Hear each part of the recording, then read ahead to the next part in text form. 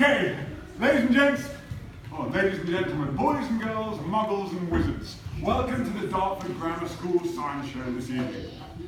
Tonight we're going to go through a few things. Some of them are very exciting, some of them less so, but firstly two very important things. In the highly unlikely event of the fire alarm sounding, would please use both of the doors to exit the school, go all the way around. There's even the door up there for you rather than jumping down. The other thing would be, this is a science show. It's really, really important that even though this stuff might look really, really interesting, you don't try to recreate any of it anywhere. Your own house, another school, anything. Please just leave that to us. Thirdly, I need you to enjoy the show as much as possible. Okay, tonight we're going to be looking at sound and colour. Okay, we're going to be using the humble, sorry, my brain's not working well. We're going to be using the humble firework to try and illustrate some of our points. We're going to be looking at how sound is created and how colours are created. First, we're going to look at sound, and we're going to need a few volunteers. Young man here at the front. I need people on the edge, really. You, and then little one right up there. Little one, do you want to come down?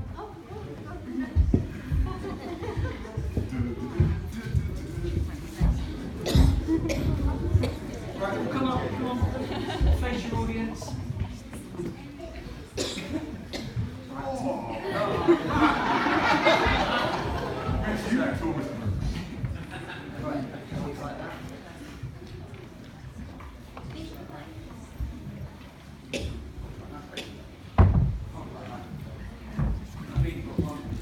Just go and check that when you're recording.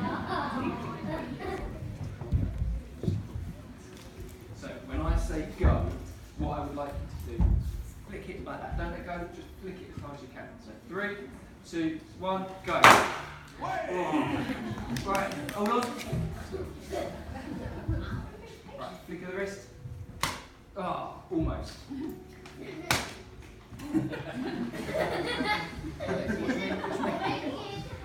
Go on. Hey! That was a little one there. Right.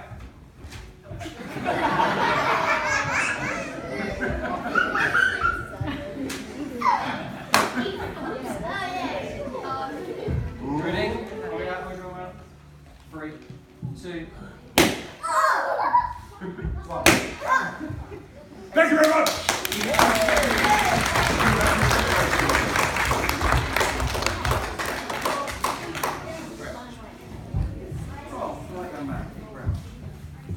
Okay, so that was sound. Not the most exciting experiment, there will be better ones, but how do we make that sound? Well, a rapid movement through the air displaces some of the particles, that causes a ripple or a wave that will go through the air, bounce off the walls a few times and be detected by your ears. Next, we'll look at sound. Accidentally already put sorry, I'm using it up. So he was a scientist that started looking at light, and by using a prism, he was able to separate light into its constituent colours, also known as a spectrum. We have a little piece of equipment here called a Newton wheel, and we're going to need another volunteer. And I think, look, you want to use it. Oh, think for number 2, 110.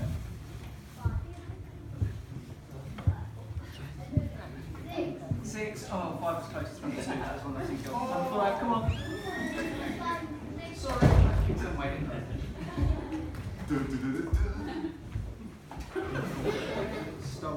Okay, so at the moment we can see all of the colours on the wheel. If you look very closely as the young man begins to spin, something strange will happen.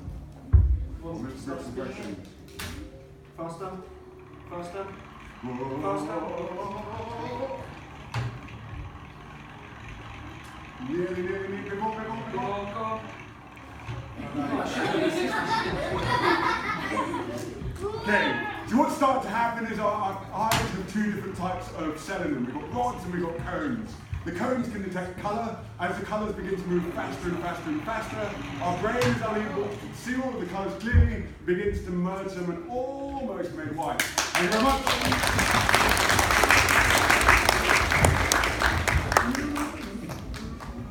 Okay, now I'm going to demonstrate a couple of other things. I promise this isn't scary. If you look, always a good promise, if you look at the tiny dot in the middle, get really, really cozy, try not to blink or move. If you concentrate, I will change the slide in a few moments. When I change the slide, you'll be presented with a lovely picture of a castle. The castle will have lovely blue clouds, blue sky around it. We'll have lovely green grass along the floor.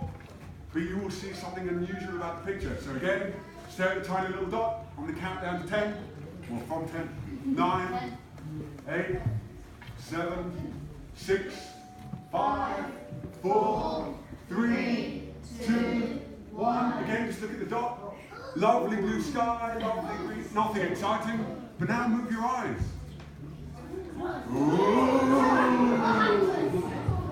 Okay, so before you can see the the orange sky and the blue castle, and if you look there, there's no colour whatsoever. What's happened is your eyes have become saturated. So really, there's no intermediate, there's no green, there's no blue. Your brain has just invented those colours. So now we're going to look at this. Again, if you look at this tiny little dot, I'll explain a couple of things. So your eyes are able to appreciate a certain number of colours at a time. When those colours become saturated, when too much light goes in, your eyes begin to adjust and your brain will invert the colours that are there. So again, if you stare at the tiny little dot, I promise the experiments will get more exciting than this. This is a pretty good one just to warm you up. I'm going to count from 10 again. You can join in if you want. 9, 8, oh, you're brilliant. 7, 6, 5, 4, 3, 2, 1. Now it's going to be a blank screen. If you blink a couple of times, you should see a fairly familiar flag.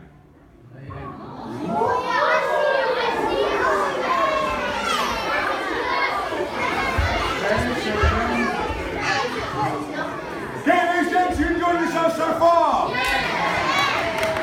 So you enjoyed yourself so far? Much better. Too much. Okay. Oh, we have to have words for this one. Okay, so what's going to happen now is Mr. Brooks is going to mix a couple of chemicals together. These chemicals aren't doing anything exciting at the moment, but he will add a drop of water, and that will cause a reaction. There's a beautiful picture here of Mr. Brooks covering his eyes. What I don't want you to do is put your hands over your eyes so you can't see, but I would like you to make a little lattice. The closer your fingers are together, the less light that can come through, the better. If you're sat with very young children, it's probably best if you completely cover their eyes. So there's going to be a very, very bright flash. That flash was originally used by photographers to illuminate the room. It won't damage your eyes if you look at it, but I would strongly suggest that you don't look directly at it. If you don't want to look at it at all, just look completely away. Mr. Brooks will count down, and then there will be a number of flashes. Again, if you've got very young children, I would just cover their eyes and turn them the other way around. When you're ready, Mr. Brooks. Young man, please excuse. Yeah. Put your fingers close together. If you are closing your eyes, it might be a good idea to really scrunch them together because it is really, really bright. There are going to be 3 flashes in total, so please don't remove your hands off the first one. Okay, so keep your eyes covered, please, ladies and gents. 3, 2, 1. Keep your eyes covered, keep your eyes covered. Right, that's all 3 of them, so it was very, very bright. Round of applause, Mr. Brooks!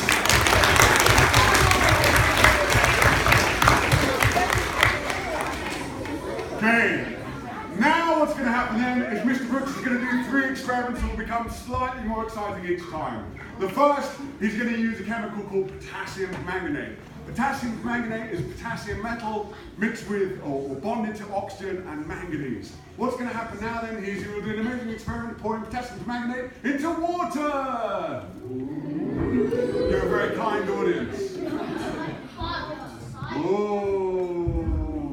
Not the most exciting experiment in the entire world. What's going to happen now though is Mr. Brooks will add the same potassium permanganate into a different chemical. This is water and sugar mixed together. If you watch really, really carefully at what will happen to the colours, something exciting will happen. Well, sort of exciting will happen. Ooh. Purple! Call them out! Purple still! Purple. Still. Ooh. Bluey. Bluey.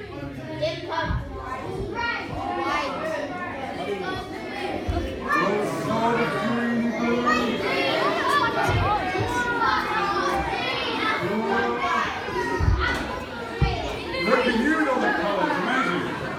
Okay, ladies and gents, what will happen is this will slowly continue to change colour, much like our friend the chameleon. This is indeed called the chemical chameleon. The actual chemical, the actual chameleon will change colour by altering the shape of its cells and altering the volume of those. What this should really be called is a squid or octopus reaction, because they change their coloration much like this. Bit wordy. Right, so now what's going to happen is Mr. Brooks is going to add the same potassium permanganate, this time in a concentrate form, to glycerol this time. All right. What's going to happen then is, before we've seen two colour changes, if anyone notices it's changing colour again, give me another shout. But Mr. Brooks is now going to add some of this, and you're going to see a slightly more exciting reaction. You ready? You get some right. Whoa! As you can see, it's an invisible reaction, and nobody other than Mr. Brooks can see. Mr. Brooks is fired. We're never going to have you. Hey! Yeah, keep watching now. Look at the colours. Look at the colours. Okay, did anyone see any colours? Yeah. What do we see? Pink. Oh, give that man a medal. Okay, what's going to happen then is I said potassium permanganate. So when you burn certain metals, when you heat them up, they begin to produce a certain colour. This is really, really useful in fireworks. So what's going to happen now is Mr. Brooks has a selection of these metals in liquid, in solution. He's going to spray them into flames, and you will see a certain number of these colours. Whenever you think you can recognise the metal, can you please shout out the name of the metal as loudly as you can? Mr. Brooks, when you're ready. Number 1. Calcium. Calcium? Straight, yeah. Oh, good effort. You been here before?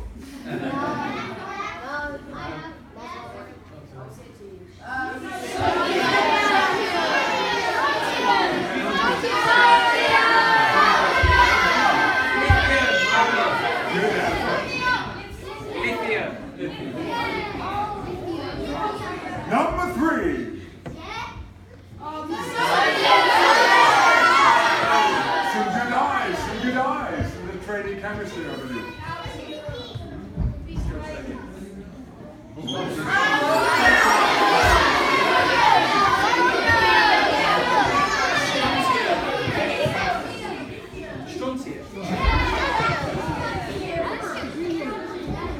Next one. Oh, good. That was potassium.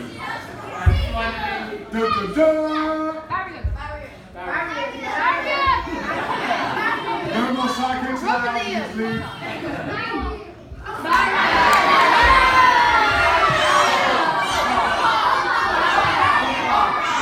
Well done. Okay, Okay, for the next part of the show, it's really important, as I said at the very, very beginning. Okay, this is a serious bit.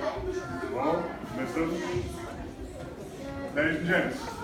Okay, what we're now about to show you is an experiment that you must be very, very sure not to repeat in your house. What we're going to do is Mr. Brooks is going to fill some containers with methane. That will displace the air that's inside. There are 3 containers. They will explode. Boom. Yeah. I want to know which one will be the first to explode. Will it be tiny little A? Costa. Bring it on, Mr. B! Oh, C! Where's the A and C? A? B? C? C? C again? C? I'm not sure we'll do it again. As you can see then, there's a tiny little flame on top. That is burning the methane off and changing the mixture. A tiny little flame here, tiny little flame here, and there will be a tiny little flame there. Okay, so if you think it's going to be A, B, C,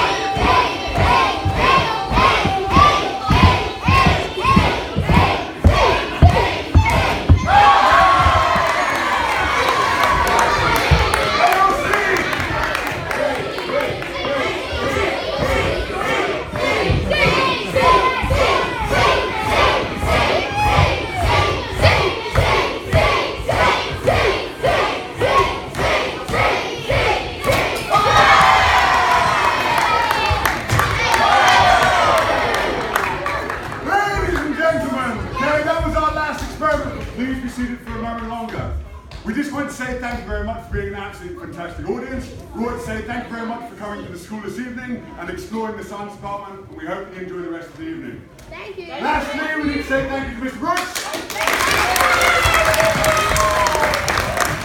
I think we all agree he deserves a little wine or Ribena, whichever you choose. No Ribena? Oh, no Ribena then. What about a delicious glass of water? Food coloring.